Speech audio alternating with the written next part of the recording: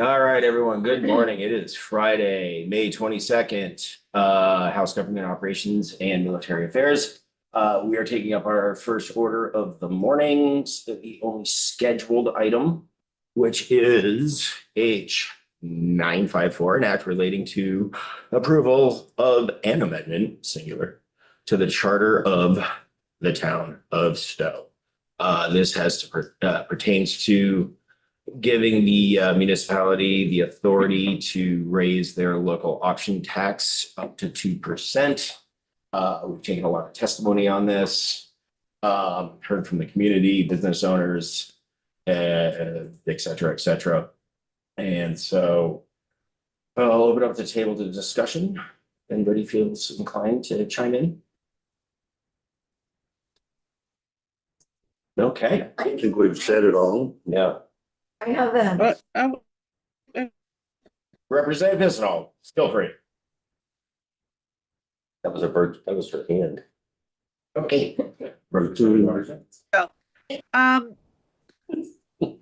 know there's been a lot of talk on this, and but my set a precedent. I don't believe Sandy, you're breaking up. where Yeah, you're breaking up a allowing lot. Stowe to do 2% is gonna. Oh, that was sorry. actually better. Keep going. I don't see how allowing Stowe to have 2% option tax will set a precedent for others when some of them can't even pass a 1% tax. I feel slightly well, not really slightly. I do feel bad for the residents of Stowe and the amount of taxes that they already contribute to the state of Vermont in both tax. And if you remember the table that they gave us, 1.2% in sales tax, and by the new ratio, they'll contribute another $1 million to the rest of us. Yeah, we lost you, Sandy. I'll text her. Okay. Put Stones on there. Hello, hi, welcome, Repstone. Oh, Sandy's Oh, coming Sandy's back. Yes, he's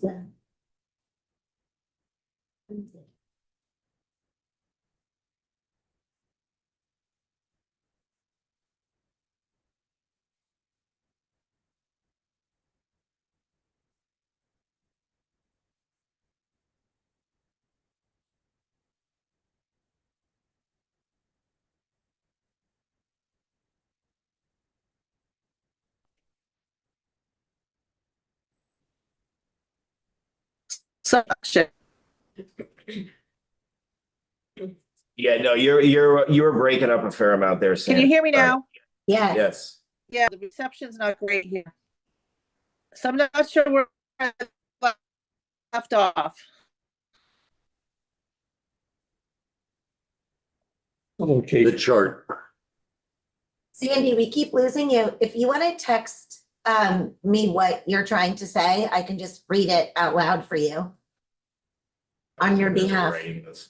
Is that what you're I was gonna ask you if you could submit written testimony. Yeah, do you want to just text me and then I'll read out loud what you're saying?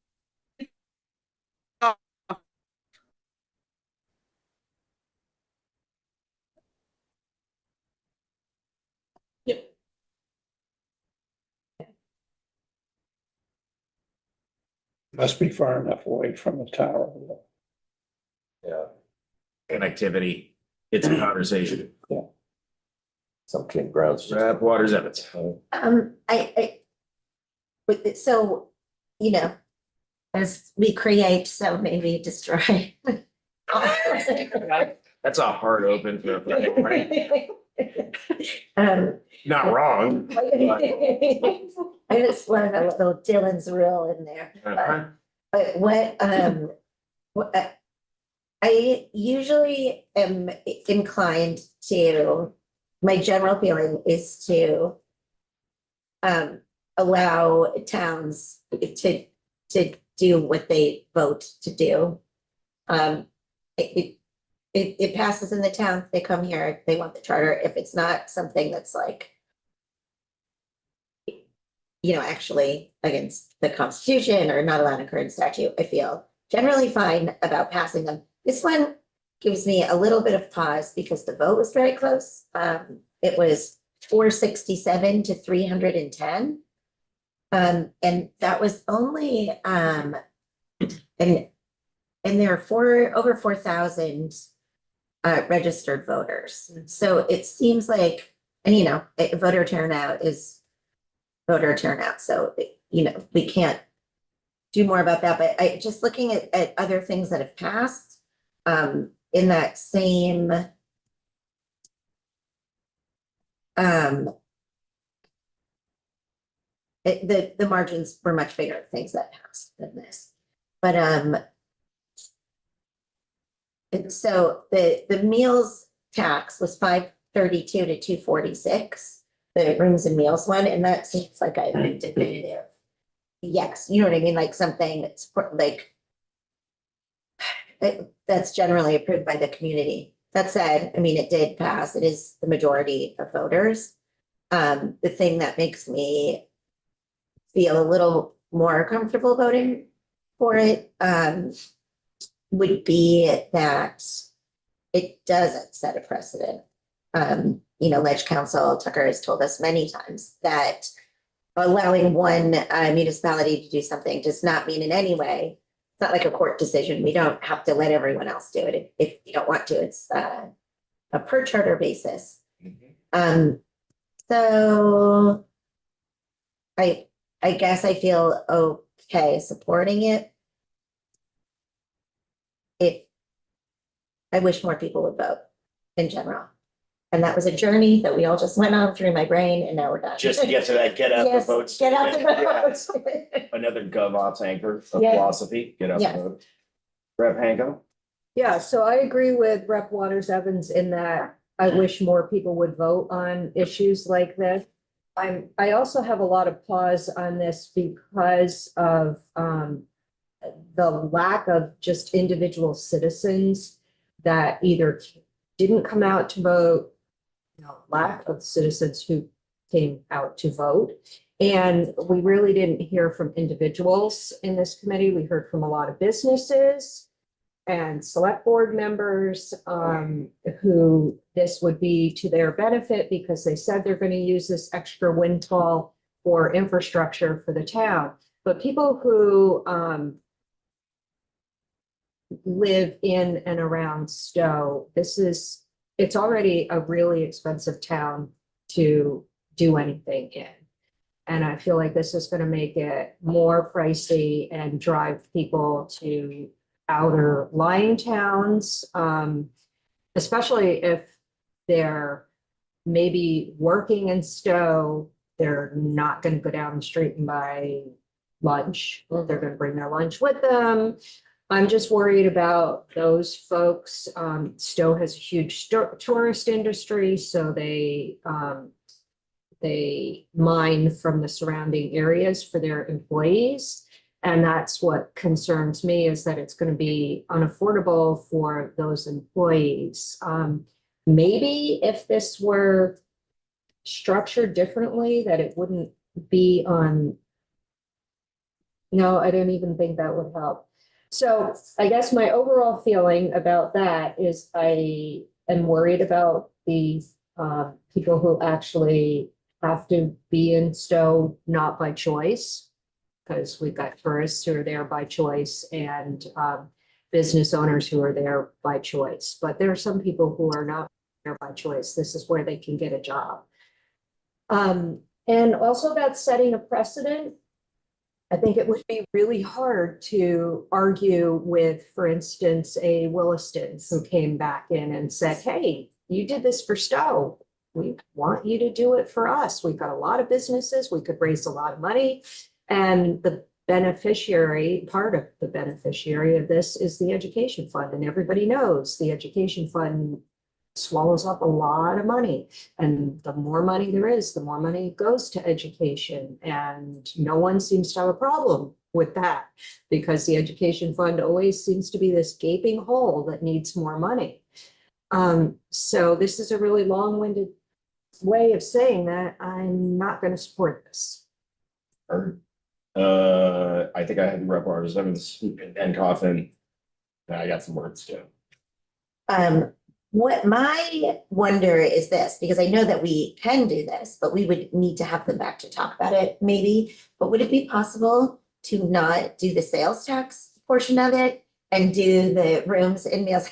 Rep Pango is laughing. The That's rooms. where I was going with that. Really? And I stopped going. Oh. Yeah, Why did you stop? because of not The time. that, and this is not what the voters voted on. They would have to present it to their voters again. Mm-mm. They No, would not, Mhm. because they voted on those two things separately. okay, so we could take out. So the vote for the sales tax vote was 467 yes and 310 no. Yeah. And the vote for the rooms, meals and alcohol, 2% tax was 532 yes and 246 no. So It was, I think we actually, regardless of the bifurcated vote, I think it was. I think we have Yeah. the power of authority to amend charters. and- Yeah. Yes. we do. I don't It's know, I nice. want to see it as a whole package, I guess. Yeah, It's it- up or down. I mean, yeah, we're in some Yeah. semantics right now, but hey, it's committee, so it's up to They have semantics. the latitude to pick and choose. Yeah, and If you you know, can. the fact that it was two separate articles and the ballot, so we know, specifically people were more supportive of the rooms, meals and alcohol tax than they were for everything else.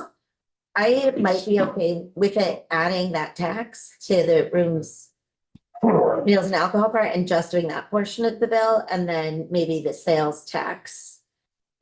Because Rep Pango has a good point. People who are shopping there, maybe they can't, maybe they don't have the transportation to drive 20 minutes away to go buy. Like in Charlotte, we have two stores, but they're quite expensive because they're very tiny. And you can go there and get a loaf of bread, but it costs way more than it would if you went to, the supermarket, which is 20 minutes away, 25 minutes away. And if people don't have access to the transportation to get there, it's, too bad. Caveat, Yes, caveat. food is exempt from tax. Thank you. Okay, if they need a pair of socks, you can buy a pair of socks at the store down the street. They're quite expensive. But thank you. Yes. That is an important distinction. And I don't know where you would go to get socks where I live. Well, Yeah. I'm sure a lot, mostly you're barefoot down there. Yeah, that's right. Okay, I got Rep Coffin, and I got a digital hand to represent Pistol, who hopefully has better audio connectivity. All right, so. And I understand the voters voted, they did vote for this. It was a low turnout and we have no control over that, but to say this wouldn't set a precedent, that in my head it does, because it would make Stowe an outlier to the rest of the state. And I've seen so many, I've seen the charters that come through here, and a lot of the justification is, well, these towns are doing it, we're coming in line with these towns. So that being said, if we do this for Stowe, and then the surrounding towns start doing it, now we have a pocket of 8% that grows and grows and grows. And at 8%, we are we would be the highest taxed state in all of New England at that point. At 8% sales tax.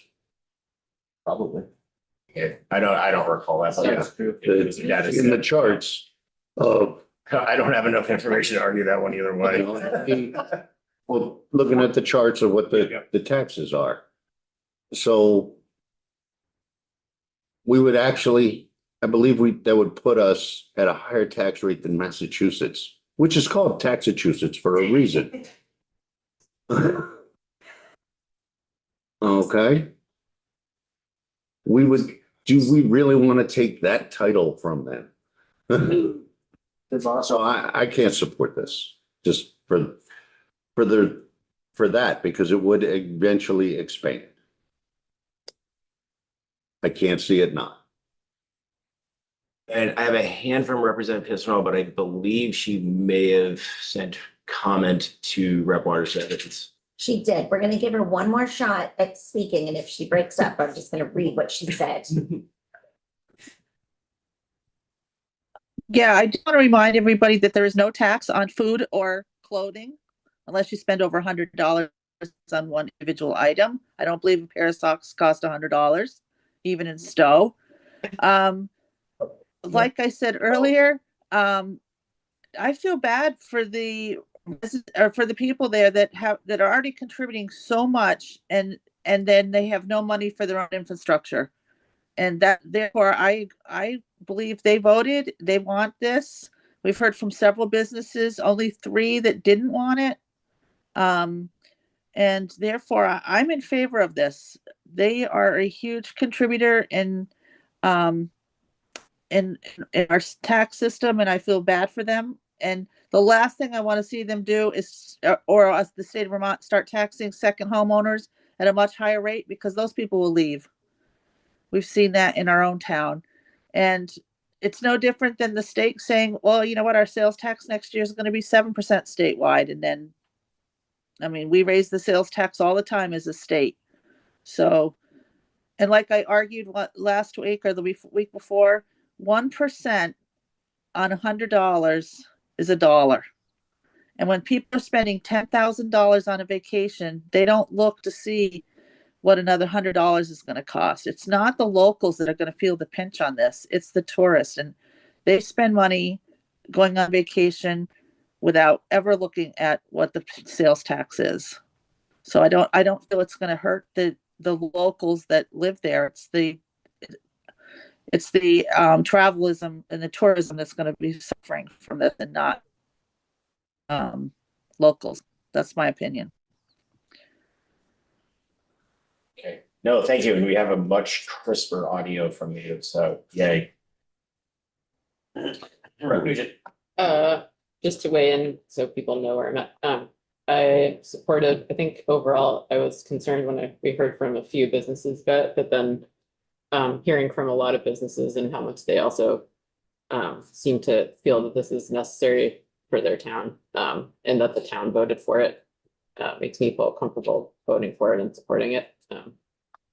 And I think I'm not that worried about the precedent setting, just because I believe Burlington has higher sales tax than the other parts of other municipalities, but They do, but it's not up to the 2. It's like a 1.5, something like that. I don't think they've got, but so yeah. there's, yes. So, Okay. Brett White.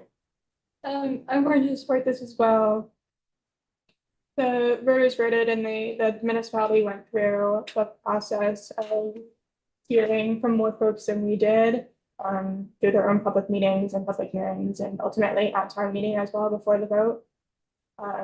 So local input has been there a lot more than in this room as well. I live on the other side of the mountain on Stowe. So myself and a lot of folks that I know within the area often go over into Stowe to recreate and use their infrastructure in downtown and support their businesses. And honestly, for me, the tax is one of the last things on my mind. I go and support these businesses because they're wonderful, or the restaurants are fantastic.